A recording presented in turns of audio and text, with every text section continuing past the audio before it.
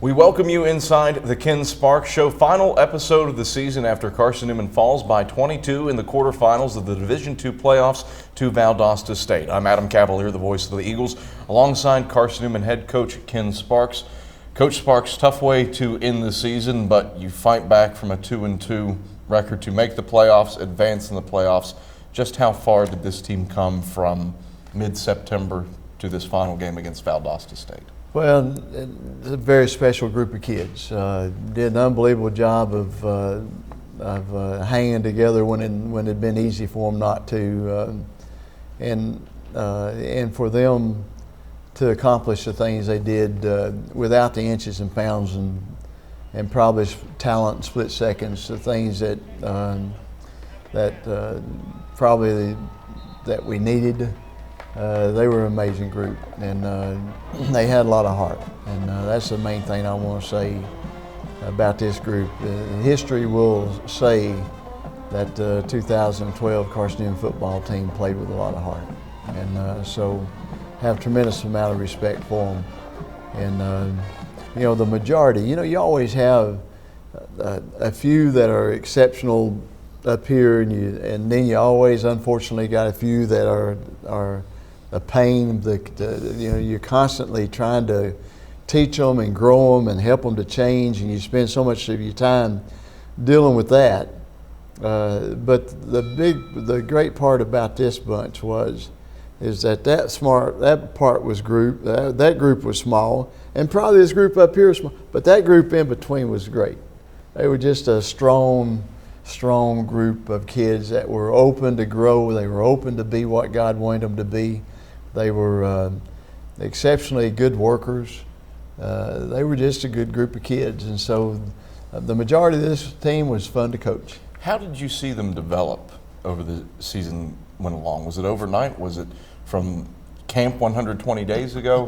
How did you see it? The process was constantly. It was a constant process, and you know, just little by little, they kept buying in to what we're asking them to do, because I think they knew that we were telling them the truth, and we were trying to tell them, you know, how to win life, not just football games, and you know, they just constantly bought in, and you know, and I think they started that block in the middle. I think they started pulling more into that middle block, you know, because they were taken away from down here. You know, and keep building into that group that was just solid group of kids. Carson-Newman falls to Valdosta State in the quarterfinals. When we return on the Ken Sparks Show, we take a look at the first half highlights. That's after this.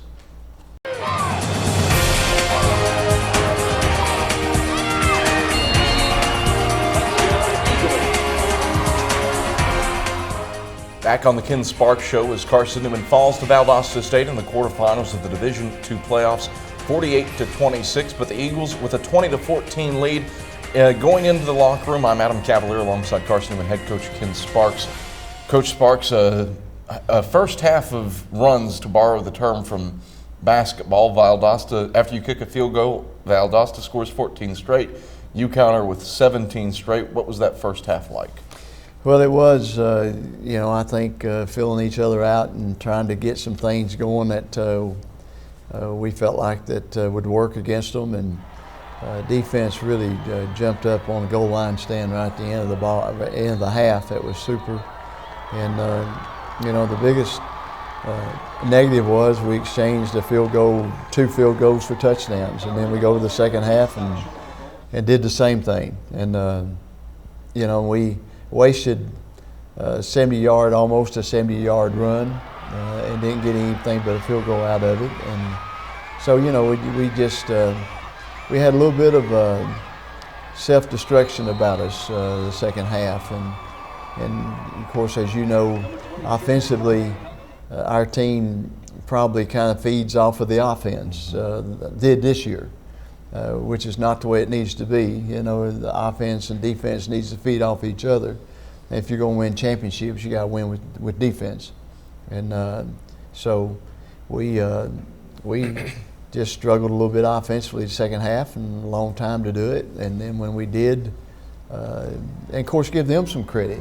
You know, when we struggled offensively, then we struggled all the way across the board. And so it was a tough last quarter and a half.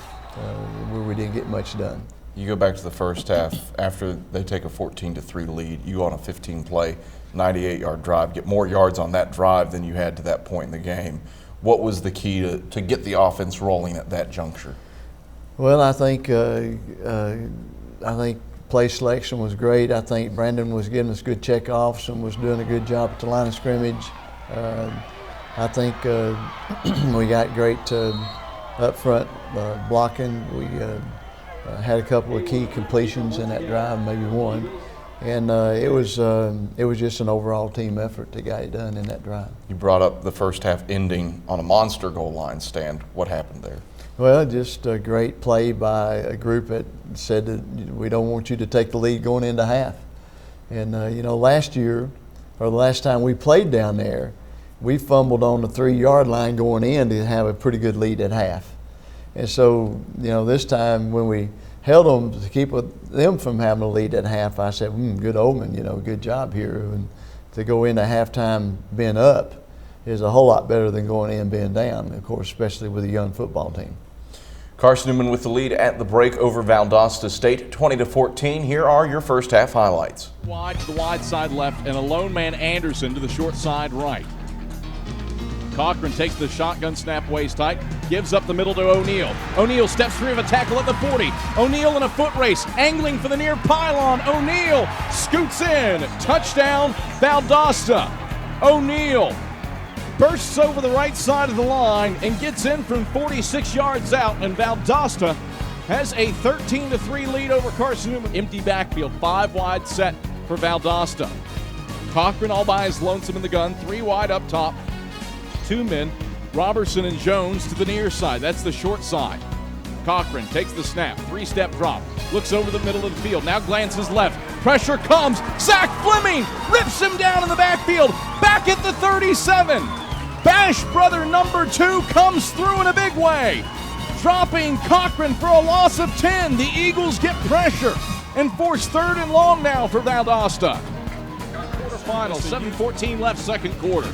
Haywood under center in the veer, Hibbett on the left, and Baker on the right. Isom, the lone man to the short side right, Eubanks up top. Haywood takes the snap, gives right side, Hibbett on the trap, Hibbett blasts in! Touchdown, Carson-Newman! Andy Hibbett, truck stick, Lance Holder on his way to the end zone, and the Eagles pull within 5 pending Kurt Duncan's PAT.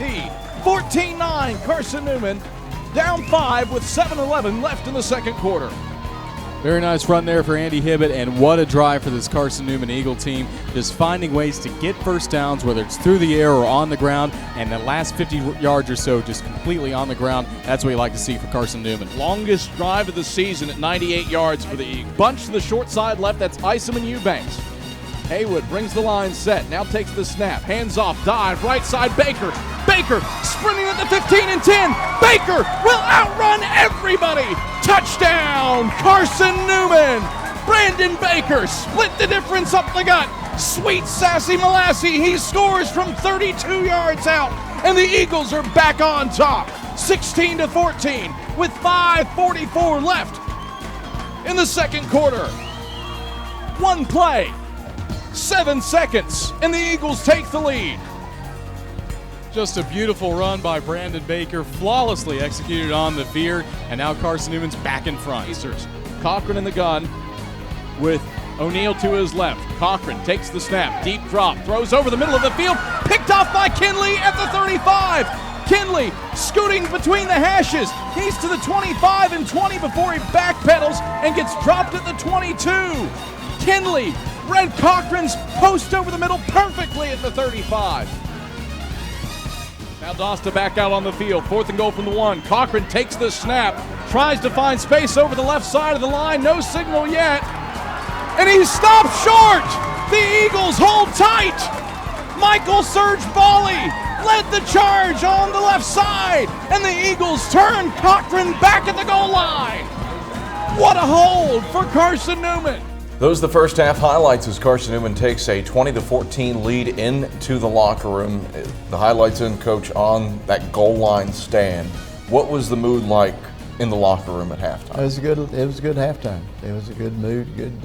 Good. Made some adjustments. Of course, Coach Turner was constantly trying to keep our communication lines open because we had somebody over there stealing our signals and telling everybody everything we were doing, and that was really a tough one, especially as it got noisier. It made it tough for us. You bring up Doug Belk, a graduate assistant for them, former Carson-Newman player. How much did that affect the game plan? How you it coached that affected ball us game? a lot, because we were having to do a whole lot of verbal communication instead of signed communication, and we were having to use code words, and so it sounded like it was a Cold War decoding, and but I mean, that's I don't know. I struggled with a little bit of them. I have all the confidence in the world in Doug. I think Doug Belt's a great kid, has high integrity, he's got a great future. But I struggled a little bit with maybe that went a little bit too far. I think as far as the way that higher education ought to be done on a football field. Let me say it that way. Well, was there a moment in that game where it was neat though to coach against a former player? Oh, Doug, like before the ball game, I said, hey, he come over and hugged me, and all the assistant coaches tell me Doug things that he had said about me and about our program and about quoting me, and all that's always great. That's super. And and I just told him, I said, hey, down deep, I know. I said, you probably got an orange shirt on underneath all that stuff you got on there. And I said, and I know underneath, I know what that heart's all about. And so, I didn't want to trouble Doug at all because I love him too much and care about him too much. And he's going, and he'll think through that a little bit more and probably come up with some ideas about that a little bit differently. There's a thing in this coaching profession that says it don't matter how you do it. It just use any means you can to get it done. And I don't believe that, and I don't believe that's the way it's supposed to be. And but anyway, I think, gosh, it was. I mean, we would have had our hands full regardless. Yeah. And we were going to be up for a tremendous battle regardless. And so let's don't put too much emphasis on that. Let's don't talk about that. It was us blocking and tackling like we need to. Even with the changes, though, that you made, not a lot of false starts or anything like that. No, our kids handled most all of it pretty good. It's just when the crowd kept getting louder, then we started having a hard time verbalizing, especially to get it to all 11 of them like we needed to. And so it was, we had some breakdowns that shouldn't have happened. We return on the Ken Sparks Show, breaking down the second half after this. Back on the Ken Sparks Show as Carson-Newman's season ends with a 48-26 defeat to Valdosta State in the quarterfinals of the Division II playoffs. This is the Ken Sparks Show. I'm Adam Cavalier alongside the Eagle headman, Ken Sparks. Coach Sparks, second half, Valdosta State. And the Eagles trade punches early, but Valdosta State with 27 unanswered late. What changed first half to the second half? Well, the same thing that changes anytime you get beat. Probably you probably have a little different mindset when things start get going the wrong way, and we've struggled with that all year. Of things start going a little bit downhill and not having enough maturity to get it turned back around, or not enough help from the coaching staff, especially the head coach, to get it turned around. And but we have, we have for at least 6-7 straight games. They did that. There's always going to be points of decision in a ball game. You got to make choices about how you're going to respond. And that's like life. It's a matter of those times of decisions when you got to make a hard decision. And so, in this ball game, we probably couldn't get something good to happen soon enough to get that point of decision solidified like we needed to. How much did short fields in the fourth quarter Oh, play? it hurt us. It hurt us. And I made a call on the fake punt, ours be shot. And, you know, a good junior high coach wouldn't make that call, and I did. 4th and 9 and go for a fake, you know, I don't know. And they did something, anyway, they did something a little different than they'd been doing all day. And, but that's okay. You know, that's my fault. It's on me. What positives do you take away from the game and the season? Well, I don't know about that particular game. I just think that, well, I guess to do we just got a lot of growing to do. We got a lot of kids that I think have stabilized a whole lot of their life philosophy, and I think that's beautiful. And I think we still got some that, thank goodness, are still around that we can help stabilize. Help them grow in some things that I know that they want to do with their life. And we got 2 or 3 seniors I'll worry about, but overall it's a good group. They were a very exceptional group. Carson-Newman falls to Valdosta State 48-26. Here are the second half highlights. Valdosta State 14 in this Division II quarterfinal. 2nd and 7 from the Eagle 37. Cochran in the gun. Scott to his right. Cochran takes the shotgun snap. Throwing down the near sideline, complete to a streaking Jones at the 10. Jones turns right and scores. Touchdown, Valdosta State. A 37-yard hookup from Cochran to Shontavius Jones. His 12th. Tankersley will hold toward the near hash to extend a 6-point Carson-Newman lead with 12:24 left in the third. Nance will snap. He does so. Tankersley's hold is down. Duncan's kick is on the way. No doubt. Duncan puts it through. Eagles by 9, 23-14 with 12:19 left in the third quarter. Duncan does it again. His third field goal of the day. This one from 42 yards out. And we return to Valdosta, Georgia after streak down the near sideline from 37 yards out. Eagles already on offense. Haywood hands off on a dive up the middle to Tyron Douglas. Douglas working his way over the 50 and 40. Douglas to the 30 and 20. Douglas to the far sideline, 15 and 10, and dropped down at the 9 by Pope. Tyron Douglas with the burst up the gut. Left 2 wide in each direction with the ball spotted middle of the field.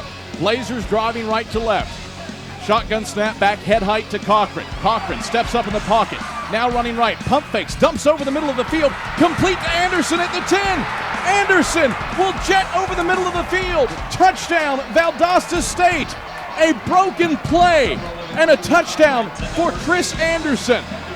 His 6th catch of the season goes for 20 yards and a touchdown. To Cochran's left. A wide out up top, 2 to the wide side right. Cochran comes down under center and drops the snap. O'Neal picks it up and dives over the right side of the line. Touchdown, Valdosta State. A play that had disaster written all over it. Turns fortuitous for the Blazers. Cochran in the gun with O'Neal to his left. O'Neal licks the fingertips on his left hand. Now brings his arms to his side. Takes the shotgun snap, chest tight. Hands off O'Neal right side. O'Neal shoots the Carson-Newman defender at the 5. Moves left into the end zone. Touchdown, Valdosta State. Those are the highlights from the second half as Carson-Newman falls to Valdosta State 48-26. When we return on the Ken Sparks Show, we go over some of the plays of the year. That's after this. Back on the Ken Sparks Show as Carson-Newman falls to Valdosta State in the quarterfinals of the Division II playoffs. Coach Sparks wrapping up the careers of several wonderful young men, most notably, in my mind, from my experiences talking to kids, Brandon Haywood, Zach Fleming, Kevin Day. Some fun kids who I think meant a lot to this program.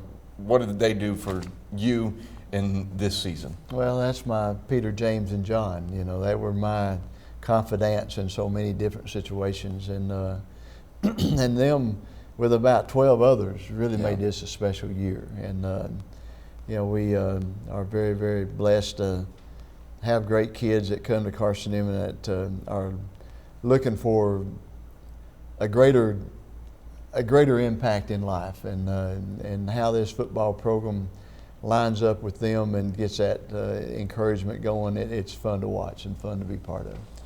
You coach your 33rd season with Carson-Newman, battling cancer and trying to get through that. Where do things go now for you from here? Well, we got to get on the road and get some players in here. We got to get some things done to go along with the great group that we got coming back. And we got some holes to fill. We got to really firm up the defense. We lose a 4-year starter at center. We lose a great leader at quarterback. We lose a very special wide receiver in Jason Brown. We lose some guys on defense. Both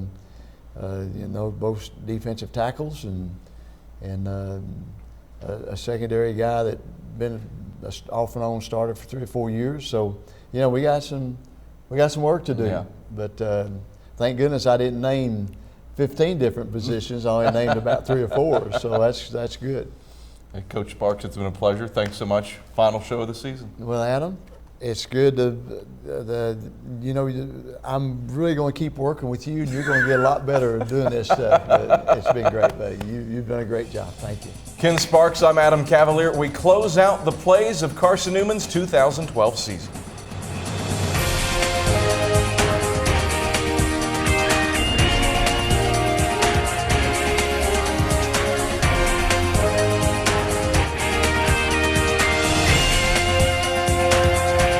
Under center.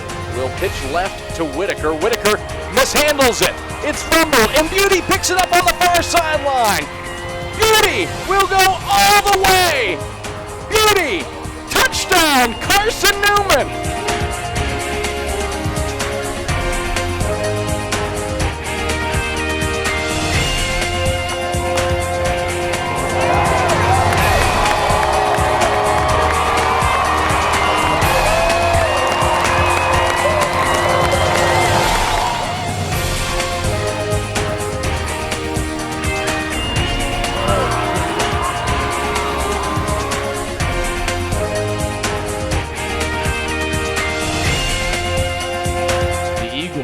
Come free. It's blocked by East Brown. Ball rattling around, and it's fallen on by a Mars Hill lineman. Takes the snap, fakes the snap. He'll keep it over the left side. Haywood sprinting along the far sideline. Haywood rushes to the end zone. Touchdown, Carson-Newman.